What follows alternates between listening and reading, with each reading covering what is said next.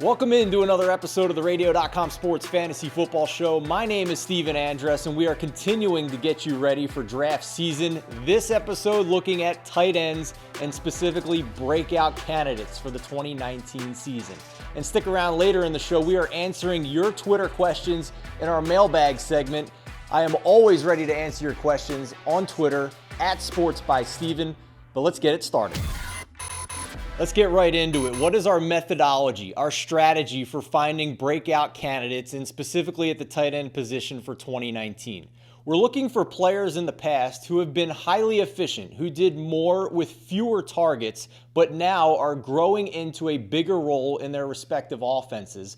And if we can get players who are on teams with a lot of vacated targets from their passing core a year ago, even better. So who's our first breakout candidate for 2019 among tight ends? It's the Buccaneers' O.J. Howard. Entering his third season out of Alabama, this guy has been a monster when given the opportunity. He has averaged 2.5 fantasy points per target in PPR leagues. That ranked first among tight ends with at least 30 targets, and only 4 wide receivers were better than O.J. Howard's 2.5 fantasy points per target. He was the tight end 6 from week 1 to 11 last year before suffering a season-ending injury. He did that on only 4.8 targets per game. The Bucs have the 5th most vacated targets in the league. 15 per game are up for grabs, with Deshaun Jackson and Adam Humphries now gone from this offense. O.J. Howard is a great breakout candidate among tight ends. If you can't get him, target Hunter Henry of the Los Angeles Chargers. Yes, he didn't play all of last season, but he's back from an ACL that he tore in training camp, which means he's 100% healthy already in the preseason, and he has great upside. Being drafted in the late 5th, early 6th right now, depending on what site you have your fantasy league on, he has a career PPR fantasy points per target mark of 2.2. That would have been second behind O.J. Howard among tight ends if healthy last year. Again, he's fully healthy to start the year. He was almost healthy by the end of the 2018 season, and we all know how much Phillip Rivers loved throwing to Antonio Gates in the end zone throughout his career. Think of Hunter Henry now as the new Antonio Gates. Our third breakout candidate among tight ends this season is Mark Andrews of the Baltimore Ravens. A rookie last year, and he popped. And we rarely see rookie tight ends pop in fantasy football. He has an average draft position in the 11th round on Yahoo, in the 14th round on ESPN. Extremely affordable if you can't get any of these earlier targets. And he had 2.1 fantasy points per target, 4th among tight ends last year. What makes him so impressive? We rarely see rookie tight ends this efficient in the NFL, especially over the past 10 years. He had the 5th most receiving yards by a rookie in the past 10 years, and he played less than 40% of snaps during his rookie season. Baltimore has no established wide receiver 1 in this offense. You might even have 2 rookies starting in Hollywood Brown and Miles Boykin. But Andrews developed a significant rapport with Lamar Jackson late last season, led the Ravens in targets in their playoff loss to the Chargers a year ago. And if you're going to take a stab at a late tight end in drafts in 2019, Mark Andrews is definitely one I like. Now, our last breakout candidate already broke out. It's George Kittle of the San Francisco 49ers. So why am I listing him here as a breakout candidate for 2019? Because I still don't think we saw his ceiling a year ago, and he broke the NFL record for yards by a tight end in a single season. So why do I think that? Again, his average draft position is expensive. It's in the 2nd or 3rd round, depending on what site you're on. But if you look at his PPR fantasy points per target, 1.9 on 135 targets versus 1.8 for Zach Ertz on 156 targets.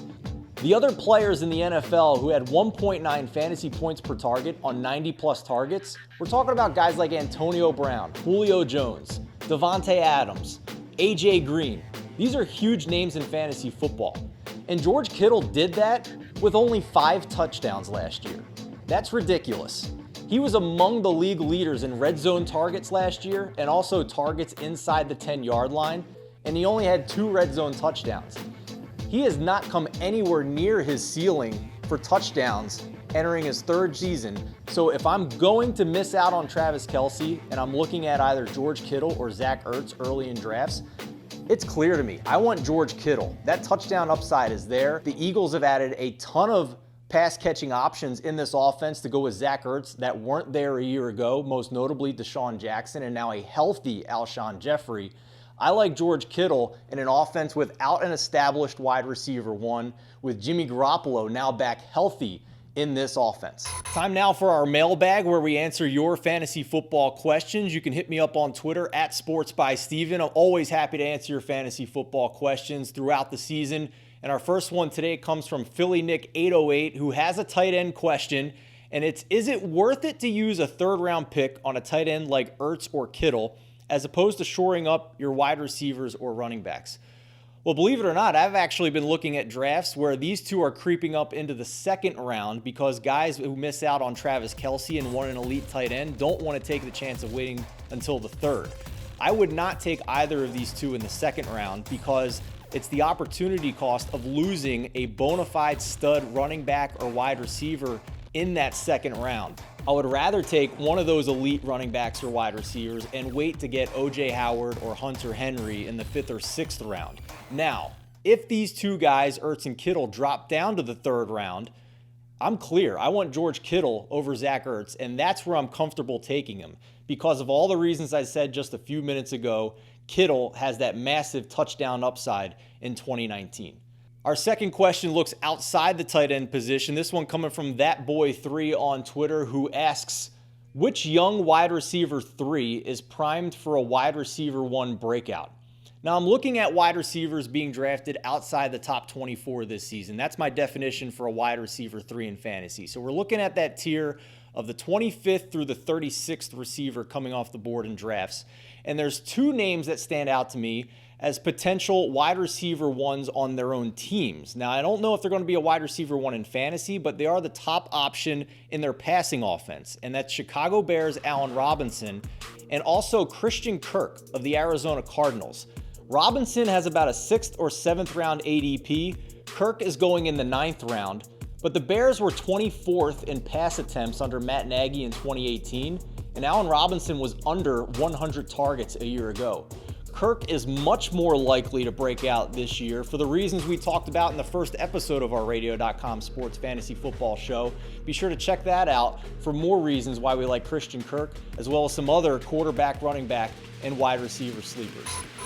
Thank you so much for watching another episode of the Radio.com Sports Fantasy Football Show. My name is Steven Andress. As always, best of luck throughout the fantasy football season.